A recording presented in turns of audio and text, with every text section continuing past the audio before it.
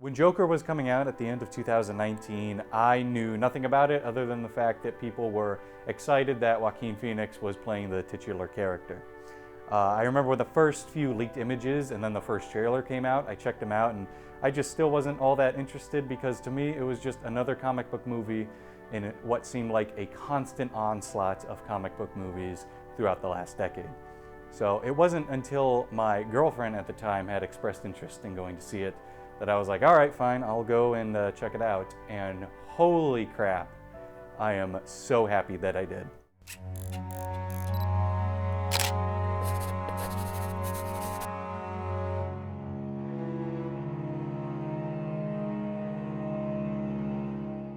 Joker is a 2019 psychological thriller film directed by Todd Phillips starring Joaquin Phoenix and Robert De Niro. The film follows Arthur Fleck, who, after a series of misfortunes, begins to spiral downward into madness and mental instability.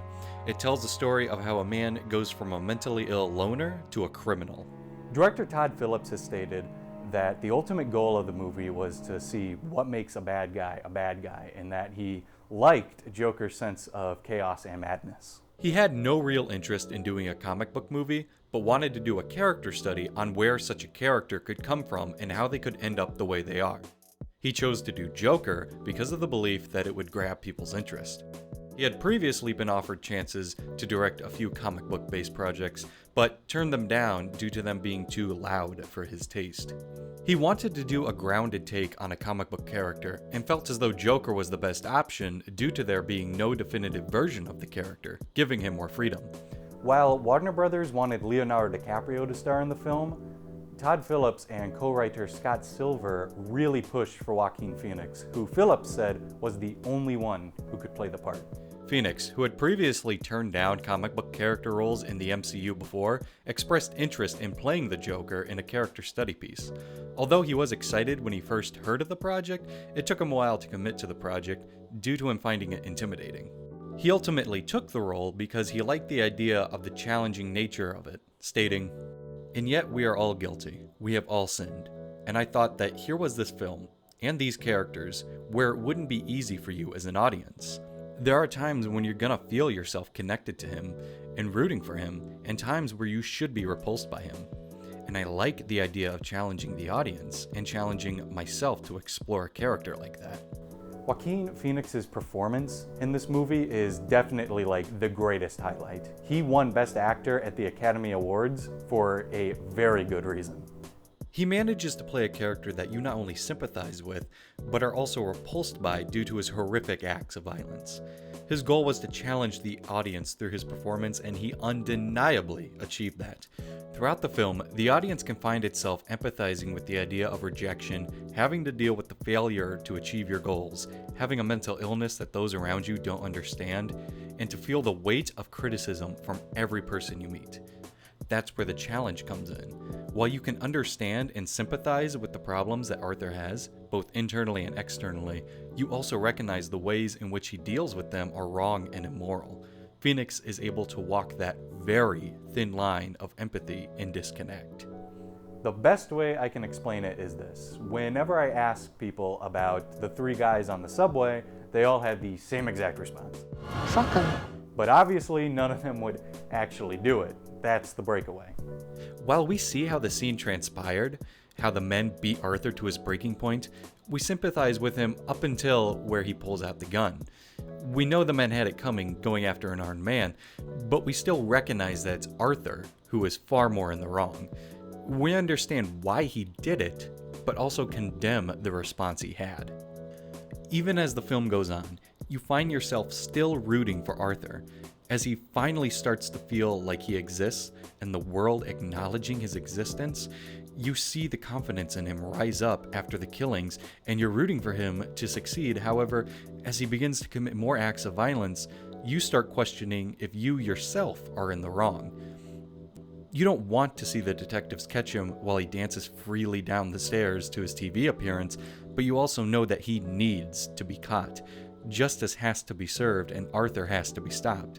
But there's still that part of you that wants to see him achieve his goal of being on the Murray Franklin show and getting the last laugh. Joaquin Phoenix's performance is a huge reason why it's so easy to get immersed into this world, but the rest of the cast plays a major role in that as well. Robert De Niro playing Murray Franklin, a late-night talk show host, is a nice throwback to the film The King of Comedy, where he actually plays a character obsessed with a late-night talk show host, only here he's the late-night talk show host. It's a good performance, but you really don't gotta look that far for inspiration to play a arrogant, disingenuous, or smug talk show host. Really not that hard to find inspiration for that. Zazie Beetz, who plays Arthur's imaginary love interest Sophie Dillman, and Frances Conroy, who plays Arthur's mother Penny Fleck, both deliver excellent performances as well. Brett Cullen portrays Thomas Wayne, and he too does a great job giving some life to a character that's never really been explored before on account of him always being fucking dead. Of all the major themes of the film, the biggest is probably a look at how society treats those with a mental illness. Throughout the film, we see just how unhealthy Arthur's mental state is. He's psychologically delusional, has trouble with his behavior in society, and has inappropriate social responses, such as his uncontrollable laughter when nervous or uncomfortable. At the beginning of the film, we see Arthur slowly climb his way up the stairs. He seems tired and miserable. He's constantly having to put on a mask, hiding his inner struggles and mental health issues in order to make the people around him feel more comfortable. His delusions are demonstrated through his love for the Murray Franklin show and his hallucinations to be on it, as well as the imaginary relationship with his neighbor Sophie. His behavior throughout society is awkward and depressing. He tries as hard as he can to be what society has deemed as normal and just go about his day, but through his uncontrollable laugh, unintentionally causes discomfort to himself and those around him. It's the reason why he caught the attention of the Wall Street men in the first place. The way various people in Arthur's life treat him also leads to his depression overtaking him. His mother criticizes his comedy and even tells him he can't make it as a comic. Most of the clown workers, including his boss, ridicule and bully him, and even Murray Franklin, his idol, laughs at him with the rest of Gotham over his stand-up bit at Pogo's. He tries to get help by seeing a therapist with social services, but even she appears to feel annoyed or bothered by having to deal with him and his condition. This isn't really her fault, however, but we'll touch on that later. The lack of empathy from those around Arthur is really what adds to his escapes he takes to his delusions. As stated before, he fantasizes about meeting Murray Franklin and Murray telling him he wishes he had a son like him. He imagines an entire relationship with his neighbor Sophie, with him asking her out, her going to his comedy show, and even her at the hospital the night Arthur's mother is taken in after her stroke. The reveal that it's a fake relationship is when Arthur goes to Sophie's apartment for comfort, only for her to be scared to see him on the couch and asking him to leave. These moments where we see into Arthur's delusions show he isn't just a crazy person, but that he's a man who, on top of having serious mental health issues, also feels socially isolated and desperately wants to feel some sort of connection to another human being in a world that keeps rejecting him. We also notice Arthur isn't just a cold-blooded killer. He has a code, and that is to only deal with those who have wronged him. After he kills Randall, we see him let former coworker Gary leave unharmed because you were the only one that was ever nice to me. It's also confirmed by the director that Sophie is alive at the end of the movie.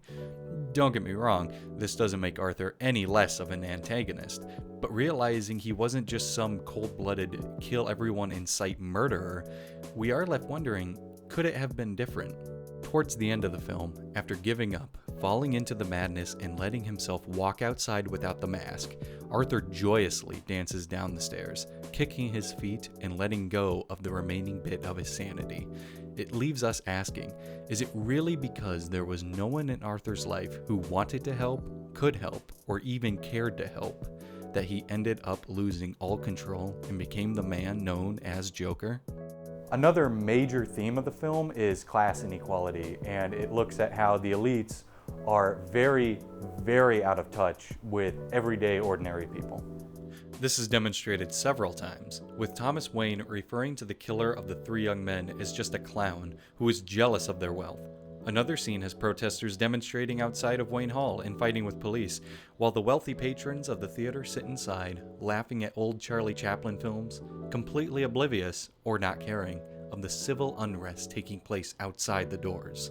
In contrast to the rich holding a screening inside Wayne Hall to watch movies, the city cuts funding to all social services, leaving Arthur, along with others, without access to therapy. Even before the cuts were made, if we just look around his therapist's office, we can see the piles of paperwork covering up what appears to be a very old, worn-down workspace. We can even see on her name tag a bright, youthful, and excited smile, as though she was ready to help and make a difference. But now, she too seems to be beaten down by a system that works against those less fortunate. She even goes as far as to tell Arthur after the funding has been cut. They don't give a shit about people like you, Arthur. And they really don't give a shit about people like me either. Perhaps the best scene that shows the split between the two groups is the Murray Franklin interview.